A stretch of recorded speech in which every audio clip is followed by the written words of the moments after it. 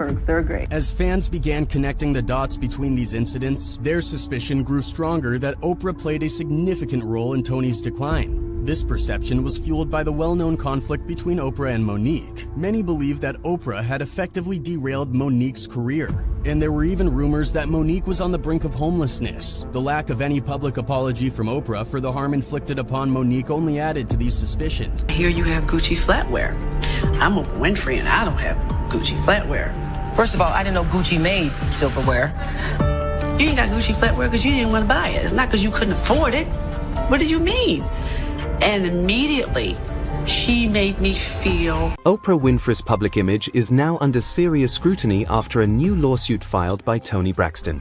4 years, Oprah has been praised as a media mogul and philanthropist, but this case is bringing her attention for all the wrong reasons. Even before this, many people were already critical of how she treated Monique. Everyone thinks Oprah is one of the most loving people on earth, but is she really? Actress Monique accused her of going behind her back and betraying her. They were good friends until Oprah invited Monique's abusive family onto her talk show without Monique knowing. Sick of being taken advantage of, Monique decided to speak out, but it only made things worse. For 8 years, my family has suffered and my career has suffered. What really happened when Monique finally confronted Oprah? Oprah Winfrey, you know what you need to do and stop hiding. People are beginning to see you for who you are. A lot of people said, how could you say that? Oprah is a human being. She bleeds, she breathes, and one day she'll expire. And if you feel like there's something you need to say to anyone, I feel like you should say it. When it comes to Oprah and Monique's falling out, it's actually more complicated than it seems. We discovered that it's deeply personal. So both Oprah and Monique grew up in very abusive households. Monique had always looked up to Oprah ever since she was young. I'm a little black fat girl from Baltimore, Maryland, and I saw this fat black woman on a TV show. We took a field trip to that studio, and I hugged that woman. And I said, when I grow up, Miss Winfrey, I want to do what you do. And she said, you know, you gotta work really hard. And she did just that. She worked extremely hard and achieved her dreams of becoming a stand-up comedian. And every time her path crossed with Oprah, they grew closer and closer. That woman hugged me and said, when I look at you, I ain't doing nothing but looking at me. And I shared my relationship with her about my mother, as she shared hers with me. And so by the time she got her big break doing the movie Precious, it was a great opportunity for her to work with Lee Daniels, which was an old friend, and Oprah as well. Everybody was so used to seeing Monique as a comedian that nobody was expecting her to do such a great job. The first thing I said to her was, who's your favorite designer? Because you need to get your dress ready to walk down that red carpet to the Oscars, girl. Everyone was talking about Monique's performance. Now producers are wanting to fly her around the world. They want her to promote the movie. But at this point, her priorities had already shifted. There was a request from the movie studio that I fly to France for the Cannes Film Festival. I simply said I respectfully declined. And I said to them, my deal is with Lee Daniels, and I've done my job. I did all of my contractual obligations, and I was done. Why wouldn't she want to go to Cannes? At this point, she'd already had 2 failed marriages. By the 3rd marriage, she was desperate to spend time with her family. When they called, I had a couple days just downtime. I wanted to spend that with my husband and my kids. I said, guys, I'm spending time with my family. I'm gonna pass. And they all agreed. Monique thought she had the support of everybody, Oprah, the producers, but it was far from the truth. We were on the campaign, and she was making unreasonable demands. You gotta play ball. This is not just show. It's show business. And the backlash only got worse. I got labeled as difficult because I said one word, and that was no. Now I said no to some very powerful people. What Tyler Perry showed me, Lee Daniels, Oprah Winfrey, and Lionsgate. When you don't do what we ask you to do, we'll take your livelihood. But this isn't the only difficulty that Monique is facing at the time. So while she's getting backlash because she wasn't playing the game, Monique had been betrayed by somebody that she never saw coming. This is where things shift from professional to deeply personal. What happened? Oprah Winfrey called us up, and she said my brother wanted to come on the show.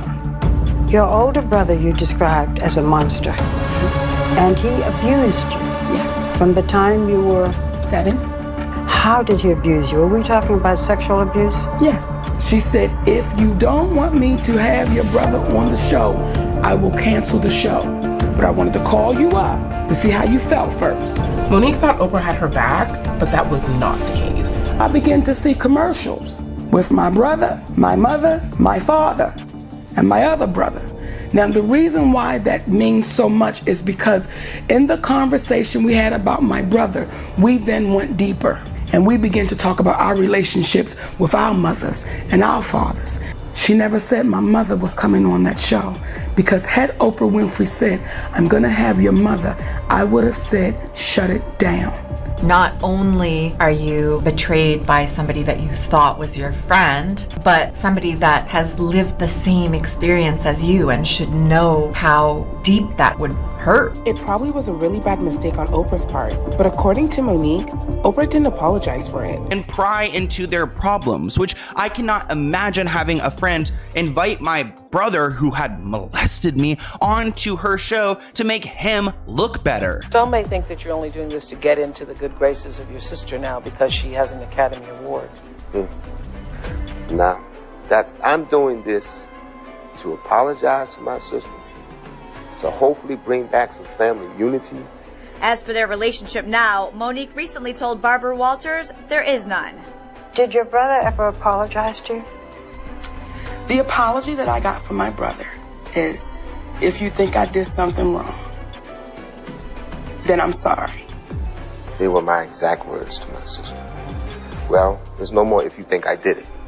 You were absolutely right with what you said. I did it. I'm not proud of it. Monique, I'm sorry. Monique's brother seems like a disgusting person. I couldn't find any clips of her father and mother on this show. Those have been pretty much wiped from the internet, but Monique speaks about watching her family on television and how painful it was. And I'm watching my father sit there, who was a strong alcoholic. I'm watching him drunk. I'm watching my mother be greedy. I'm watching my other brother, who was my manager, be greedy. I know my family.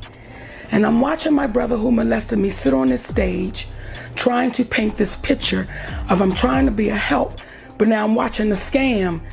As much as they keep talking, I'm seeing the scam take place. Oprah loves to act like she is an advocate for victims, but if she's having predators like this man onto her show against the wishes of her friend, then she's not an advocate at all. Then in 2013, there was an Oscars party, and at this party, Monique saw Oprah and confronted her. Whatever you need to say, this is the place to say it.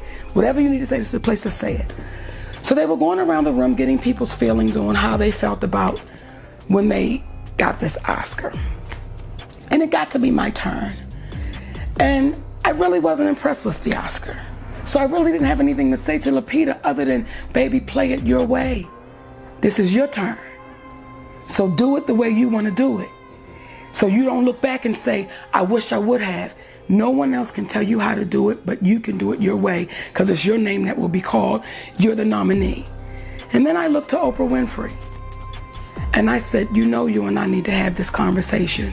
So they're chilling at an Oscars party. They're all sharing their experiences about their feelings of winning an Oscar. And when Monique shares hers, she turns over to Oprah and says, you know what? We need to have a conversation. Why would you have my mother on your show? This is from... In front of everyone. So for all the women that were there, the one thing, people can say I'm loud, they can say I'm tactless, they can say I'm overbearing, as Oprah Winfrey has considered me, but what they've never said is she's a liar. Ain't nobody ever said Monique is lying. So for all them women that was there that night, they know exactly what was said. And I said to her, how could you have my mother on your show? That's not what we discussed. And you don't understand what I've had to walk through since you've had my mother on your show. See, I gotta deal with women coming up to me in the Walmart saying, Monique, your mama ain't. I gotta deal with that. Now I gotta defend. They ain't lying, but I still gotta defend it because that's my mother. So Monique was upfront with Oprah about how uncomfortable she was with her putting her family, especially her mother, on her show. And this is what Oprah had to say back to Monique. And she said, if you think I did something wrong, I want to apologize. And what my husband taught me a long time ago, an apology is not something that you think you need to give. If somebody else thinks you need to give it, it's what you feel. The long-standing feud between Oprah Winfrey and Toni Braxton reportedly began after Oprah made a series of negative remarks about Toni's financial struggles during an interview. At the time, Toni was going through one of the most difficult periods in her career, dealing with bankruptcy and the emotional toll that came with it. Instead of offering empathy or understanding, Oprah's comments were perceived by many as harsh and judgmental, painting Toni in a negative light before millions of viewers. How could anybody blow through upwards of $50 million? Well, start with a fetish for silverware and sheets, throw in a few other big-ticket items, and mix with some bad luck, and there you have it. It happened to superstar Toni Braxton, and Nick Watt has the confessions of this fallen star who's now happily on the rise. Unbreak my heart, say you love me again. Who hasn't sung along to that? What a classic. That was 16 years ago when Toni Braxton was bathing in the glow of Grammy glory. Unbreak My Heart topped the charts for 11 weeks. That was then, and this is now. I think I'm gonna dance. She's still got it, but you will not believe all that's happened along the road. Divorce, life-threatening illness, career troughs, and bankruptcy. Twice. I have my moments, I have my days, good days and bad days. I can't deny it. The good days began in 1992, when Toni exploded onto the music scene,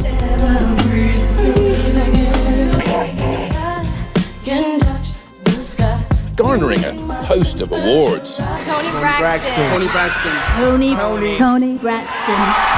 Global superstar, loving the good times while they lasted. Thank you. That was my high.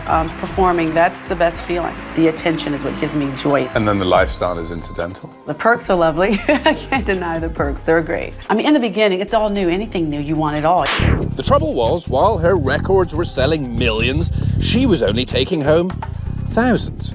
170 million in sales, and you got $1,972? Is that right? Yeah, that's right. An advancement on the next record. And then the next record, so you kind of stay in debt in a sense. And that, says Braxton, is what brought on bankruptcy #1 back in 1998. Well, that and a serious home decor addiction, a bank-busting flatware habit.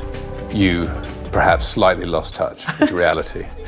I love dishes and house things, so I kind of lost it a little bit on the houseware. Plates and Fabergé. That's and not very rock and roll, though, is it? No, it's not very rock and roll. See, I'm a boring rock star. I'm a boring one. But that kind of stuff, the girly things, oh yeah, that's what I indulged in. Really? Oh yeah, and sheets and 1,000 count, thread count, all that. That's about the weirdest. I'm a little odd, fickle. In 2000, armed with a new record deal guaranteeing her millions of dollars, Toni returned to prominence, even performing at the Super Bowl. But success was short-lived.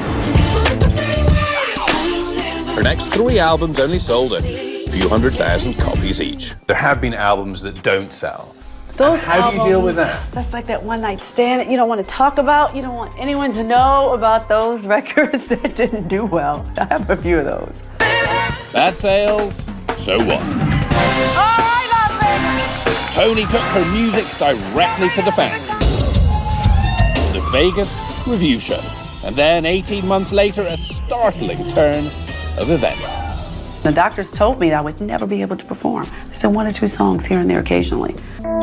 Braxton was diagnosed with microvascular angina, a narrowing of vessels in the heart, and later lupus, an hereditary autoimmune disease that killed her uncle.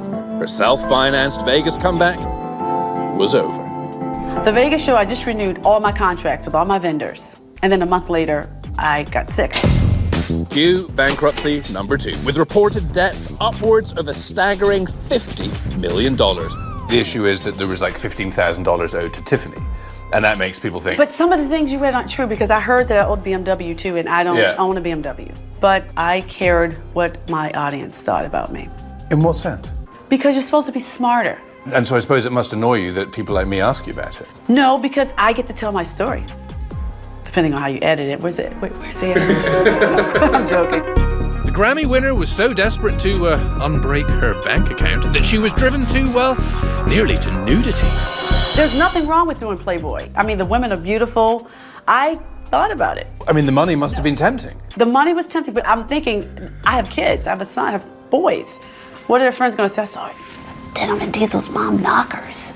That's not a good thing. But before you shed tears for this diva, a reality check. When a big deal like Braxton goes bust, she doesn't wind up living in a Motel 6 and working the night shift at a diner. So don't feel too bad for her. Her sister Tracy doesn't. Is this what it means to be bankrupt? Sign me up. Did you see the size of that pool? She still lives in Bel Air. You have to see outside. See? That's Braxton Family Values, the reality show on WeTV that she uses to tell her side of her story. Very fortunate, my bankruptcy situation worked out really great for me. Appearance on the Oprah Winfrey Show in March of '98. Please welcome Toni Braxton! She was so freaking mean to me. I was in shock. Do you take responsibility for the situation that you're in right now? 100%. 100%? 100%. I couldn't believe it because I loved her so much. I admired her and looked up to her. And she pretty much reprimanded me. I read that you were upset about stories that your overspending caused this. She says to me, I hear you have Gucci flatware. I'm Oprah Winfrey and I don't have Gucci flatware. First of all, I didn't know Gucci made silverware. You ain't got Gucci flatware because you didn't want to buy it. It's not because you couldn't afford it. What do you mean? And immediately, she made me feel this big. This big. That moment completely changed my career. It made people look down on me. But what could have driven Oprah to make those remarks about Toni Braxton in the first place? Was it simple criticism, or was there something deeper beneath the surface?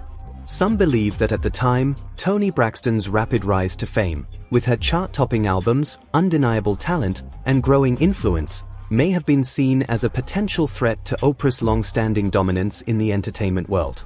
Oprah had built a powerful media empire centered around inspiration and control of her public image, and Braxton's success story might have represented a new kind of star power, young, bold, and independent. Braxton, as an artist, you know, the films always reflect, in your music as well, also always reflects the times that we're living in. What about this time do you feel like is special about this film and the release of this film? I think, you know, a film like this is never, I think it's always, how can I say this? When I think of what President Mandela did, and you see that Bishop Desmond Tutu was able to, I should say, make that happen and bringing everyone together. And it's this beautiful, sad story, but at the end, it's I would say that it's wonderful how he made that happen, how he brought all those people together and all the hatred, and he made something positive happen. And the mother's love, the hardest thing to me to do is to love somebody who hates you. And just that mother's moment when she was on the stand, that's what did it for me when I was able to write a song that conveyed what they were trying to do. Yes, I wanted to say that, yes. It's about forgiveness, and that's what I loved about the movie. It's about forgiveness, and if you can forgive somebody for hating you and killing your family, whoa, that demonstrates a whole different kind of love that I hope to be able to do someday. Thank you for having me.